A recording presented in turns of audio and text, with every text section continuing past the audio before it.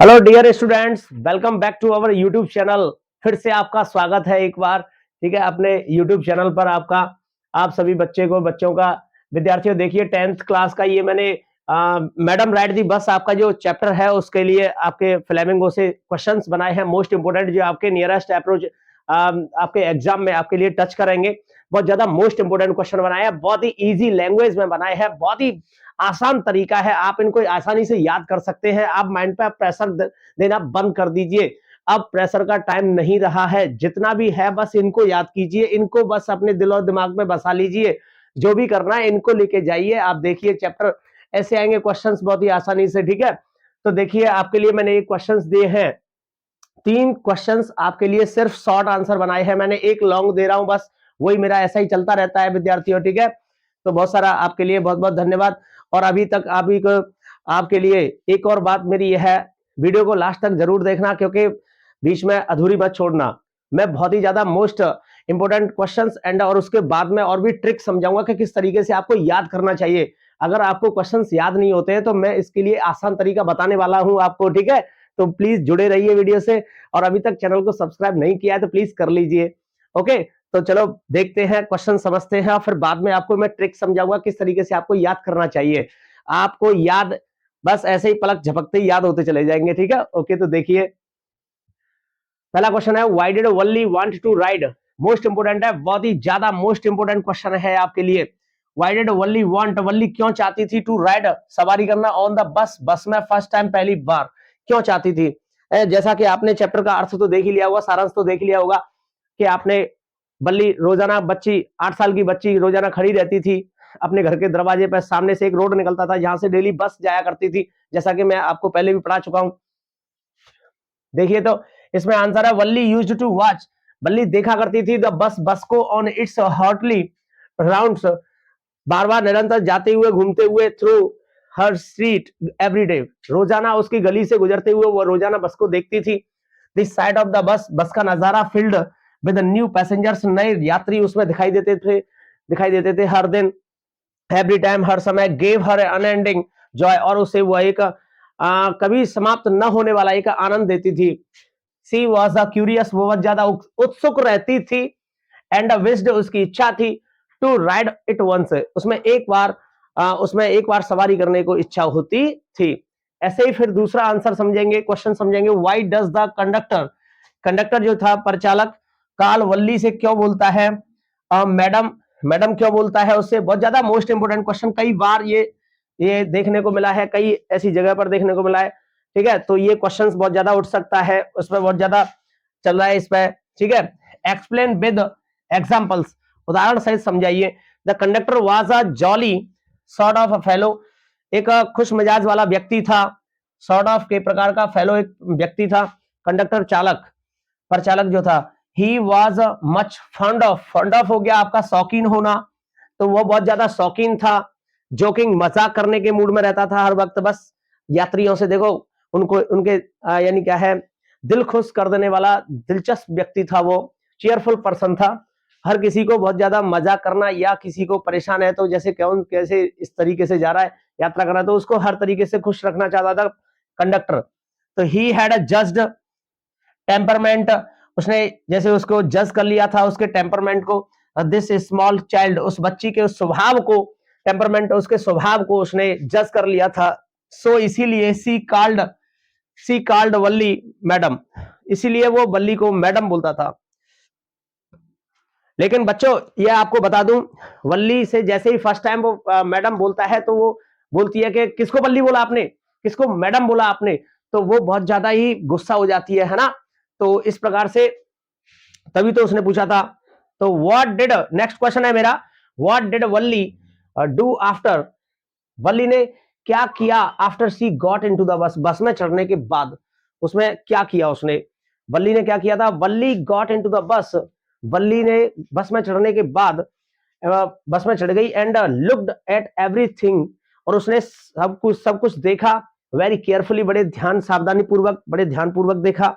When, जब सी looked outside, जब उसने बाहर की ओर देखा, तो देखा उसने बाहर की ओर, सी फाउंड हर व्यू, उसने कुछ ऐसी दृष्टि देखी कि कट ऑफ बाई कैनवास, उसकी जो जिस पर दृष्टि पड़ी थी उसके पर्दे के बाहर, जो खिड़की के बाहर जो ब्लाइंड दैट उसमें कुछ धुंध सा छाया हुआ था, साफ नजर नहीं आ रहा था, इसीलिए covered the lower part of her window, उस पर कुछ पर्दे से टंगे हुए थे, वो ढका हुआ था कुछ कपड़े से, विंडो खिड़की से बाहर जो हिस्सा था कुछ थोड़ा सा, सो इसीलिए सी लुक्ड अपॉन, उसने ऊपर खड़े होकर के देखा, ऊपर से झांक करके देखा, लुक्ड अपॉन झांक कर देखा, दी सीट अपनी सीट पर खड़े होकर, एंड पियर्ड और झांका ओवर द ब्लाइंड, और उससे खिड़की से पर्दे से बाहर उसने झांक करके देखा।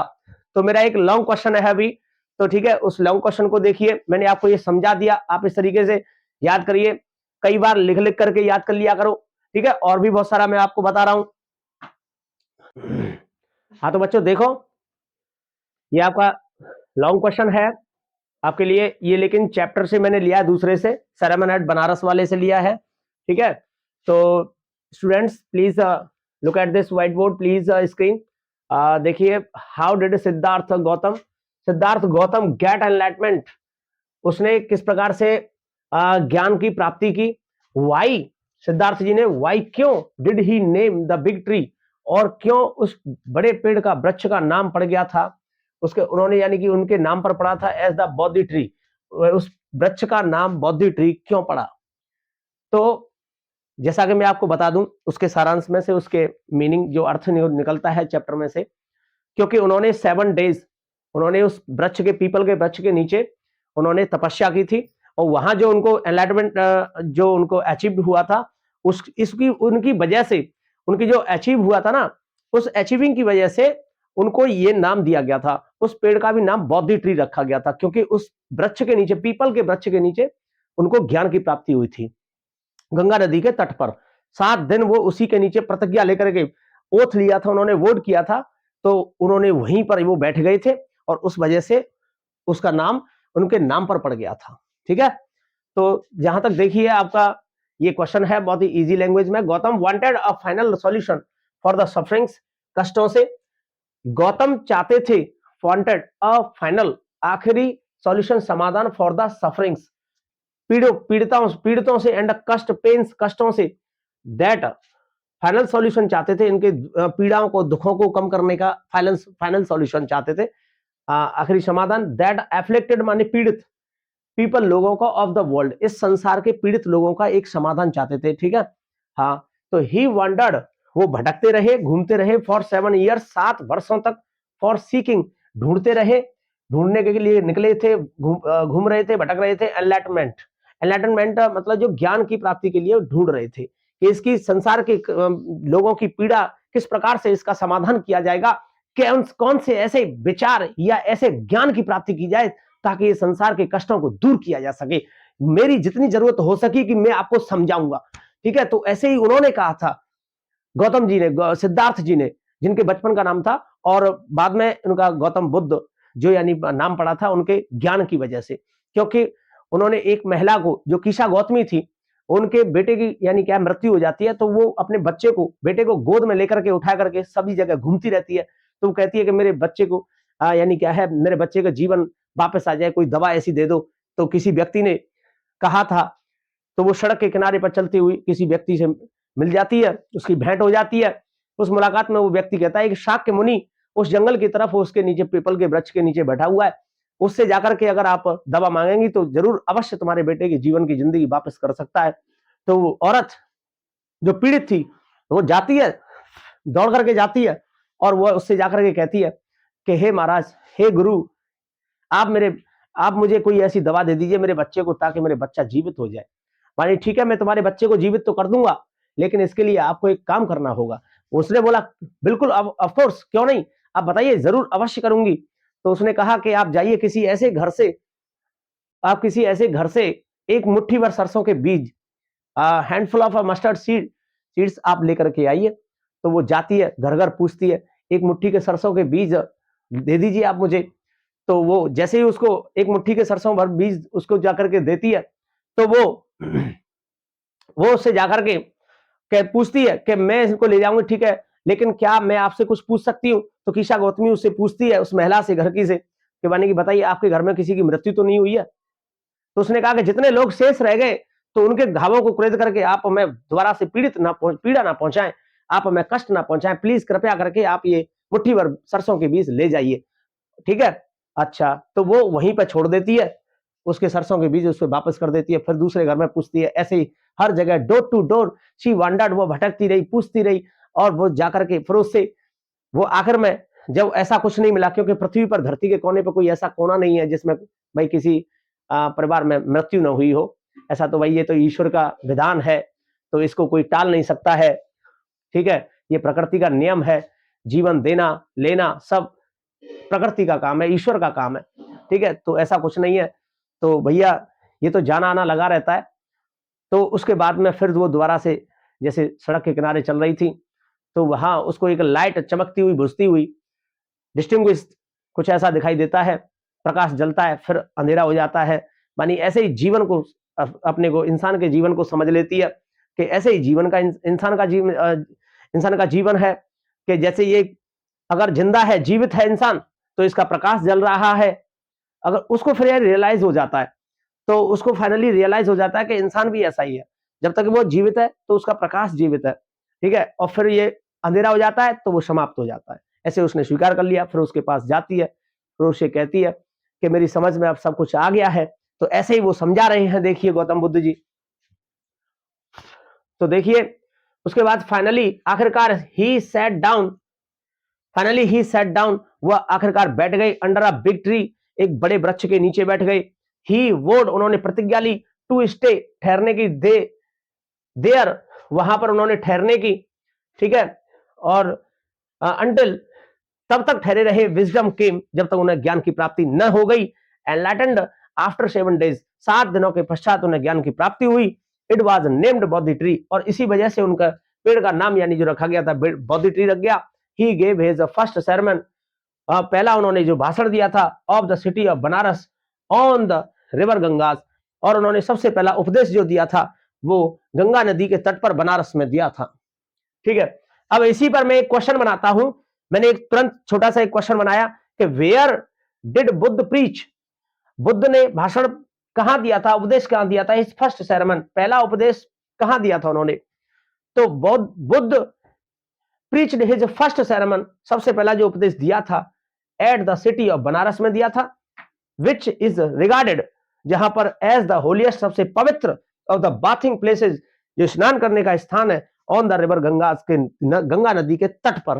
तो इस प्रकार से आप देख लीजिए, आपको कोई प्रॉब्लम क्रिएट नहीं होगी, ठीक है। तो आप प्लीज जुड़े रहिए, इसी प्रकार अपने दोस्तों को शेयर करते रहिए, और फिर आपको कोई भी प्रॉब्लम क्रिएट हो तो आप कमेंट सेक्शन में मुझे बताइए, ताकि मैं और भी बेहतर प्रयास कर सकूं आपको समझाने का। तो अब मैं बात करता हूं, मेरी एक छोटी सी ट्रिक थी आपको याद कराने की। याद कराने का सबसे बेहतर तरीका है, आप इसको अपनी आवाज में, जैसे इसमें आप ईयरफोन लगाइए, हेडफोन लगा करके उसको लिसनिंग किया करो, और ये बहुत बेहतर तरीका है, आप सुन करके बहुत जल्दी याद कर लेंगे, आपके माइंड में ये सेटल हो जाएगा, क्वेश्चन एक एक बात मेरी सेटल हो जाएगी, ठीक है। और वैसे भी दोस्तों, मेरे बच्चों, आपको जितने दिन से आपने जो मेहनत की है, आप एक बार उसका सारांश पढ़ लीजिए, तो आप किसी प्रकार की डाउट में नहीं रहेंगे। तो उसका सारांश पढ़ लीजिए, हालांकि मैंने इसका अर्थ कर दिया है सब, आपका एक भी क्वेश्चन बाहर नहीं जाने दूंगा, ये मेरा दावा है, ठीक है। भैया गलियों में घूमने से ज्यादा बेहतर रहेगा कि आप, अब ये यूनिक गोल्डन टाइम चल रहा है, गलियों में घूमना थोड़ा बंद कर दीजिए, अच्छा रहेगा, बेहतर रहेगा कि आपके, देखो ये 20 दिन की पढ़ाई यार, ये मार्कशीट में कुछ अच्छे बेहतर अंक ला दे तो आपकी जिंदगी भर आपके साथ रहेगी, ठीक है। तो वैसे भी आजकल ऐसा चल रहा है, तो ऐसा ज्यादा घूमने से बेहतर होगा कि आप इस पर ध्यान दीजिए, पढ़ने पर ध्यान दीजिए, ठीक है भाई। तो आप इस बात को स्वीकार कर लीजिए, और माँ बाप जो डांटते हैं, गुरु जो डांटते हैं, अगर उस डांट से अगर आपको एक सही दिशा मिलती है तो बहुत अच्छा है। सुन लीजिए, मैं आपको एक बात बताने जा रहा हूं, वो बाग बगीचे अक्सर जल्दी उजड़ जाया करते हैं जिनके ऊपर कभी माली नहीं हुआ करते हैं। तो आप उनका एहसानमंद है, एहसान मानिए कि आपके ऊपर कंट्रोलर बैठे हुए, आपके माँ बाप, आपके गुरु आपको डांट रहे हैं, फटकार रहे हैं, आपको रोक रहे हैं, तो ये बड़ा सौभाग्यशाली है आप। तो उनको देखिए जिनके पास में ये नहीं है, आज है तो उनकी कदर कीजिए। तो इसलिए प्लीज भाई बच्चों, आप, शिक्षा में बहुत बड़ी ताकत है, इसको अपना हथियार बना लो, आंधी में बदल जाओ यार, तूफान बन जाओ, तूफान, भूकंप बना दो इसका, तूफान उठा दो, ठीक है। तो इस प्रकार से आपको समझाता रहूंगा मैं, ओके। तो चैनल को अभी सब्सक्राइब नहीं किया तो प्लीज कर लीजिए, नहीं तो फिर मैं आप जानते हैं मुझे बहुत नाराजगी होगी, तो प्लीज आप ऐसा कर लीजिए, ऐसा मत कर लो, ठीक है। और अपने दोस्तों को शेयर कर दीजिए, और वीडियो अच्छी लगी है तो इसको लाइक करें और फिर शेयर करें और कमेंट करें। ओके, हाँ तो ठीक है।